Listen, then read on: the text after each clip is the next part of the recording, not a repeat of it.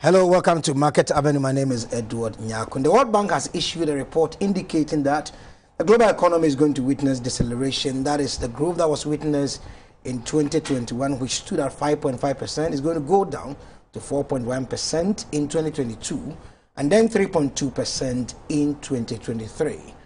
This is due to the fact that Omicron's headwinds is blowing across the world and is pushing various economy down there. And we have in the studio a Ghanaian who's come up with an invention to help track pandemics. That is, I'm talking about bacteria and virus across West Africa. And this device that he's developed, once you have it in your system, it's going to help make sure that we even reduce the contact tracing personnel that we deploy, and we're going to save a lot of money in this regard and also help grow our economy, because when the virus break out, with this device you're able to track and find out what to do. And with e-pharmacy and e-health or telemedicine, you can do a lot through this device. We're going to talk to Dr.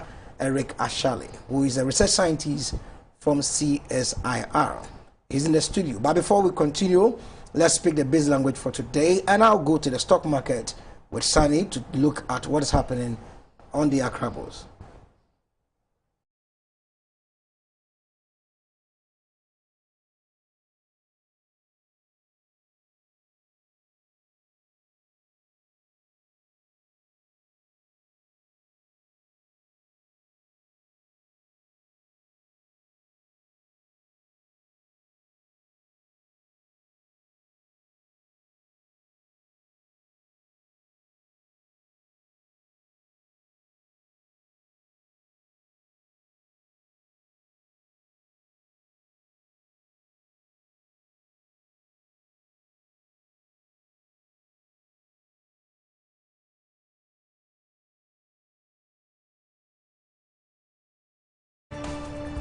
Hello, welcome back.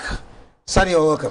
Thank you so much, Edward. Quickly, the market activity has not been exciting as we've seen since the start of the week, but good news for those who have invested in MTN, because the telco has clawed back some of its losses that we saw on Monday. It lost some 4 pesos. It's appreciated by 3 pesos, and that means it is clawing back some of its losses. And it's the only price mover also on the market. There were exchanges across 12 contests. Let me tell you some of the equities that made the move on the market today. 18,036 shares were traded in Societe General, 500 with Total, and as low as 149 shares were traded in TBL. 3,487 shares were traded in Guel, and also CalBank. Of course, we've not seen some price movement in that equity, but it has been making some moves on the market. As at the end of the session today, it traded some 18,200 shares. So that's by way of the number of equities that made the moves on the market. In fact, MTN, which made some gains on the market, is trading at 1 cedis 6 pesos, and that is way below the year high. That's the equity high, which is 1 Ghana cedis 11 pesos. But it's closer to that figure as a result of what it has gained on the market today. Cumulatively, I'll be telling you how the market indices is today. The composite index went up by 35.23 points, and that has resulted in the market indices. Of course, I mean, the return still remaining at negative 2.12%, and that has been what we've been seeing somewhat since the start. I think we recorded only one positive note for the market since the start of the year. The financial stocks also has recorded no change, and the return is still at 0.00%. Of course, we've seen some movement in there, but no price movers in that section of the market. If you want to know the total volume of shares that were traded today, 46,158, and that's the lowest since the start of the week. The week started with 104,000.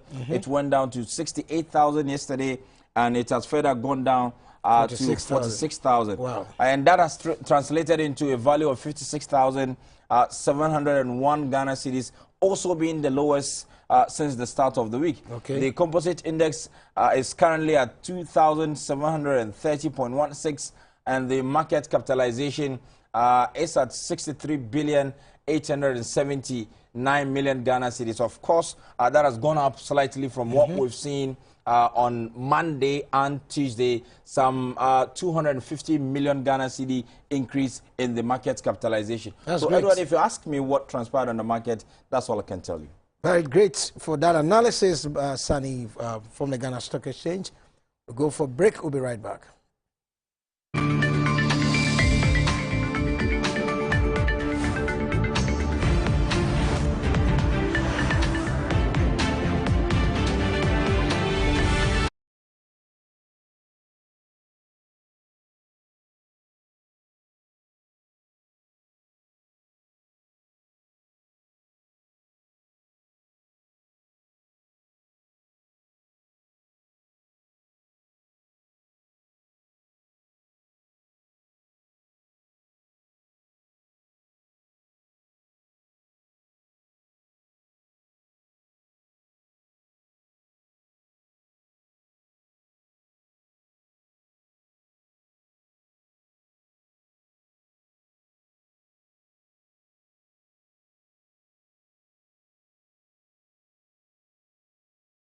Welcome back to Market Avenue. Dr. Erica Shelley of CSR Research Scientist, welcome. Thank you very much, Bishop. Great to have you in the studio. Nice to have you too.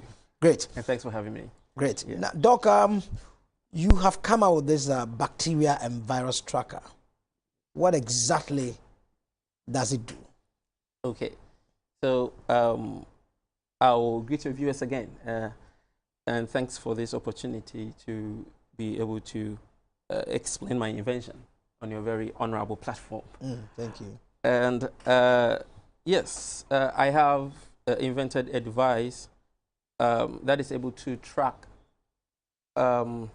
bacteria and viruses. And this device happens to be smart.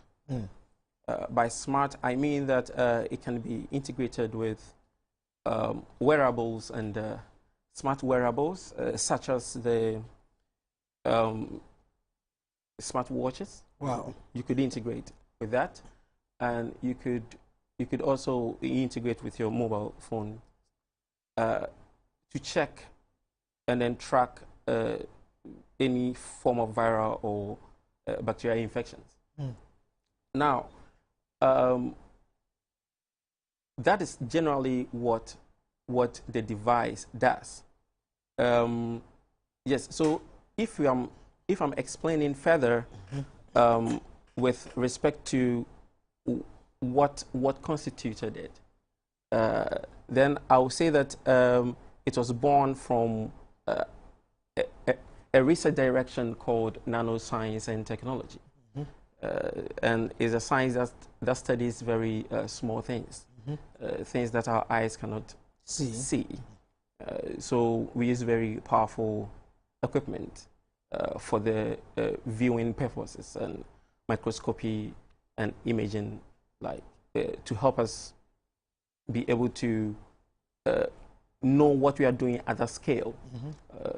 I want to give you a contextual size comparison. When I say nanoscale, what I mean is if I place something nano in one of your pores, it will see the pore size like a stadia. Wow. Yeah. So it magnifies it.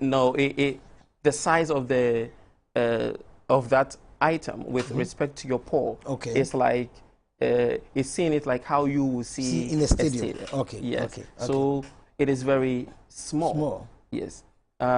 So it was born from this nanoscience and technology field, blended with artificial intelligence. Wow. So that after the system has been trained, it can function on its own autonomously.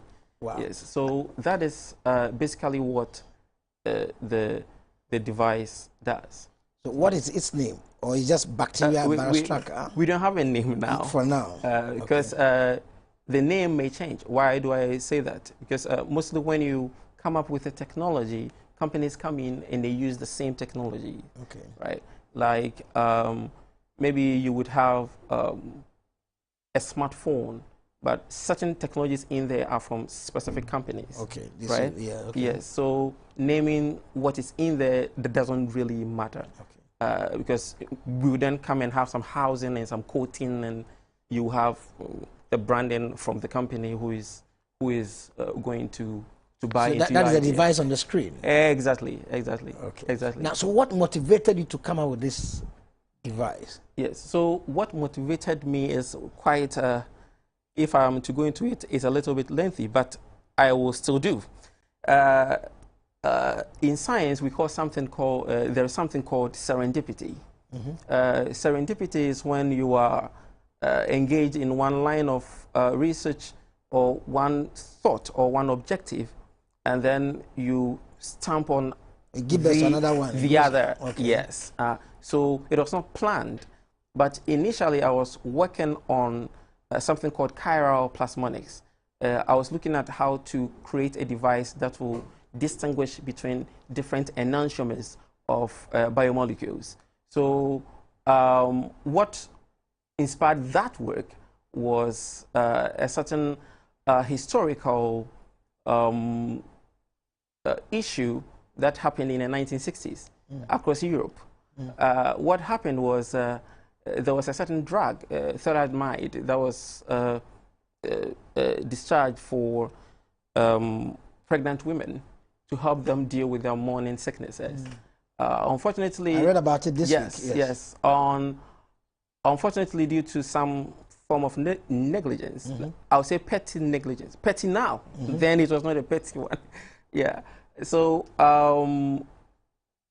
what happened was the newborns, some of them had various forms of deformation and even death. Yes. So it was a very serious issue that was very serious in those days. But so I set off to find an antidote to that, which I did around 2018. Wow. Yes. And that work is already published in a certain prestigious journal called Photonics Research. Wow. Yes. And after that, no one knew. After the publication, everyone was happy, you know.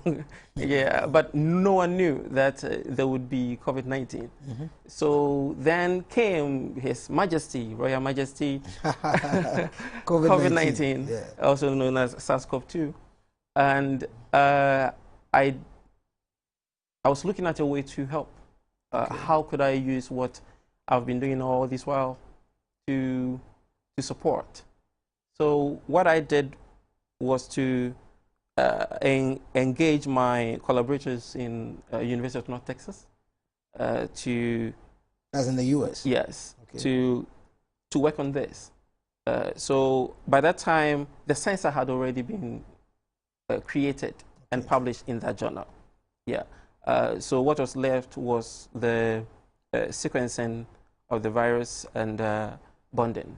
So we did that accordingly, and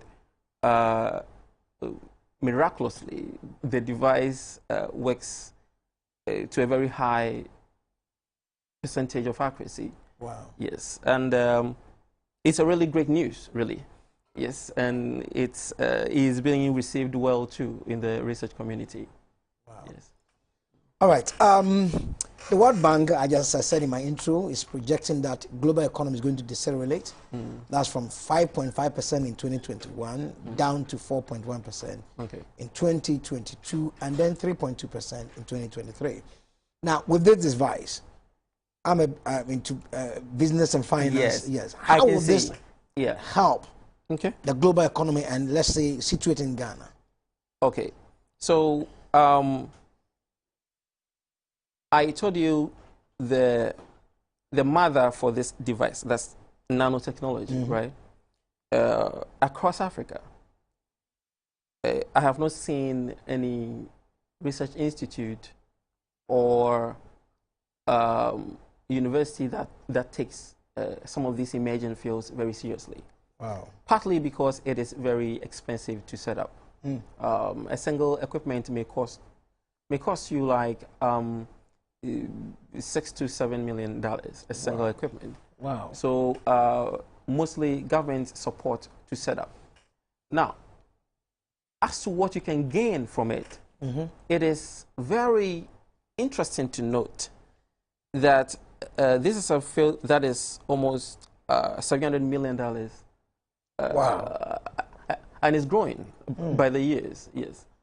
Maybe within the next six years, it might reach more than 5 billion. Yes, wow, possibly, because it's going very fast. And Africa is being left behind in all these. We are always catching up all the time. And if we would take the lead and have a setup that will produce such sensors, especially within these times, that is most prevalent, or even in the future, where we do not want it to happen, but if it does, then we will be in the position to provide some form of service to the rest of the world, rather than going to the other side, sitting aloof and maybe trying to always get help. We will be in the position to now also help others too. Yeah, give help, and the one who is giving the help has the power, Yes. So as to how it will affect our economy, apart from the very obvious reason of helping to deal with this nemesis of COVID-19, it will also, if taken seriously, if the industry, this nanotechnology, artificial intelligence, emerging fields industry is taken seriously around here, we will chalk very major successes that will translate into billions. Wow. Of.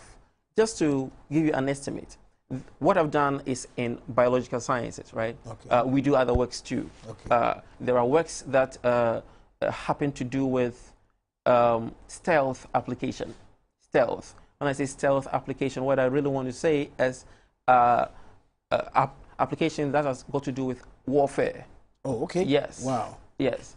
And in these cases, the major countries are actually very serious about them, because they are always trying to protect their own, right? So what is happening in the field of nanotechnology now is the creation of certain materials. At the nano size, you can engineer the very atomic structure of the system, right? And then channel it towards specific applications you want. So in this line of stealth application, there are works ongoing looking at how to create materials for cloaking. When I say cloaking, when you say coat this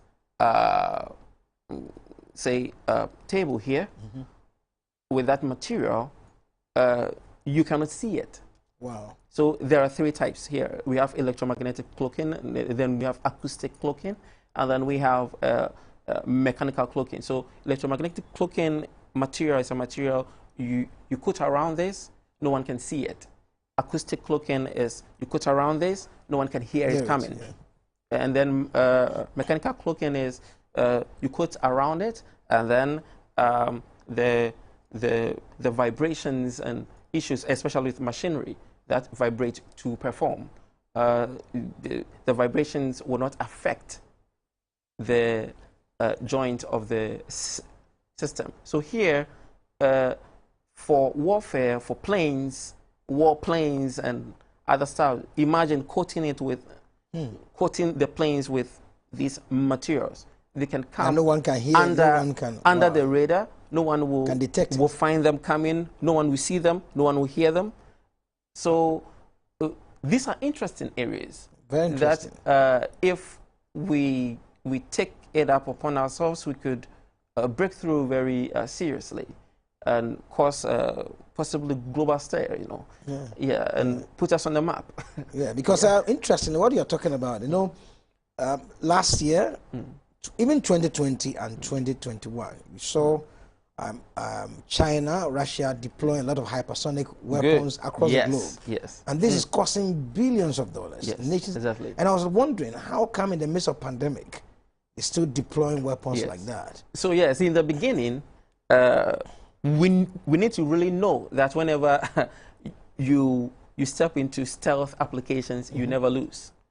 Because the concept is, if you are the government of US and you are in charge, and I have a material of this form, even if you don't want it, you have to buy it because you cannot risk it falling into enemy hands. Yes. So when you're in that line of research, you never lose. Wow. You always have people and governments coming in for your items, which are mostly very expensive. So what you have done these, with the reference to regard to the bacteria and virus tracker, have you been approached by any company in Ghana or even governmental institutions in Ghana? Okay, so I should say that this patent was achieved in the US. It was awarded by the US Patent Office. And why didn't you do the patenting here? Because I was there. Okay. At that time. Okay. Yeah. And what is very, very important to like also note is that this device has so many like components to it, and to be very candid, the sort of applications that this device has goes beyond the current COVID era. Okay. Yes, and yes, so that is basically it. I don't know if I have answered you. Yes. And I was asking whether any governmental institution have come. Yes, you see, in Ghana, as I said, it was just last month, you know. Okay. And you know our country, right? We are not interested in. People do not approach you. You need to approach them. Yes. You don't get called to the table because you are smart. Yes. That's an issue here that I think maybe we need to look at. Yeah. But I've called you. So. Yes, exactly. Maybe I know what you're talking about. Except the media, possibly. Yes. But then that is just by the way. Yeah. I am a researcher at the Institute for Industrial Research under the Council for Scientific Industrial Research. And currently, there are talks ongoing with various stakeholders to help scale up this the manufacturing of this device. And we are trying to involve all the major stakeholders, and including the WHO, MESTI, the Ministry for Environment, Science and Technology Innovation. Yes, and then we are having very broad conversations too. As we talk now, there are other companies outside the country who are also interested.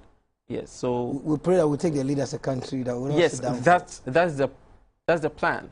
You know, when you check the patent itself, I could have used my address there, right? Okay. But I used my address in Ghana. Yes. Why? Because I want it to have some association with Ghana, with the country. Yes. And these are some of the things that sometimes we wish we can do to help. So yes, I will use a platform to continue to ask the authorities, those in power, those who can make the decisions and change things, to have a closer look at some of these inventions we have around and see the best way to scale it up. Yeah. Now, a young man might be in university watching you, and wondering how you're able to come up with these. What should they also do to be able to perhaps even build upon what you've done? Okay. Yes. as an encouragement to them. Okay, great. So I will look directly into the camera and then say this. If you're a young inventor, I will advise you to be led by passion and not by the desire for wealth. It is the passion that helps you to provide a service. The service you provide then may generate some funds for you, but the prime motive for trying to invent should be because you want to provide a service. And service to God is service to man. Wow. And it is important that we realize that. We should also note that innovation is everywhere right now, especially in our country, Ghana, from the crèche to the very highest educational level. These very innovative ideas, including very funny ones, like a young boy in the in the primary school trying to bribe a fellow student, you know, before, you know, getting some form of, you know, support, you know. Yes, all these are very innovative ideas, right? Good. I think yes, and then we need to look very closely to all these and then try to help. Yeah. Thank you very much, Dr. Erica Shale. We didn't talk much about your upbringing and all those things. We need to do that some other time. Okay. So we'll call you again to the studio to even track what has been a response and the feedback so far for people in power and corporate Ghana as well. Okay. So this is how we draw the curtain on Market Avenue today. My name is Edward Nyako, and my guest was and is Dr. Erica Shale, a research scientist from CSIR. And it's come out with a bacteria and virus tracker. Very innovative. Well willing, we'll meet again tomorrow. Shalom.